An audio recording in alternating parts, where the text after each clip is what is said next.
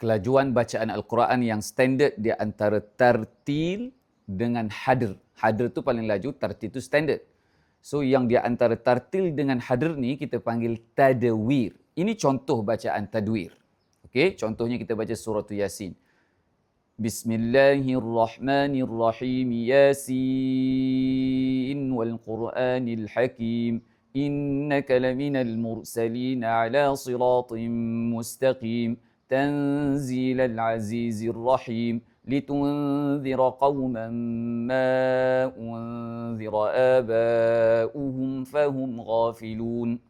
Itu contoh kelajuan tadwir yang saya akan latih dari segi kelancaran dan kekemasan. Dua perkara ni adalah elemen yang paling penting dalam bacaan Quran.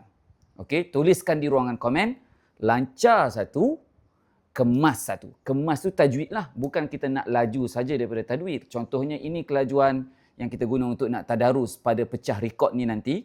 Kita nak pecah rekod pada malam 1 Muharram ni nanti insya-Allah. 30 juzuk kita nak bertadarus, nak pakai kelajuan ni. Jadi saya akan melatih anda untuk anda lancar dan kemas baca Quran dengan kelajuan tu. So hari Sabtu ni kita mula start latihan. Saya nak jemput anda register segera. Link ada di bio tau. Okey, hubungi kita kalau tak reti nak register. Alright? So tanya kita kalau anda tak tahu. Link di bio tu kita ada terangkan dah. Dia punya step by step macam mana kita nak mulakan projek untuk saya secara personal akan tasmik bacaan anda supaya anda boleh baca dengan kelajuan macam tu. Share video ini kepada orang yang anda rasa nak lancar dan kemas baca Quran.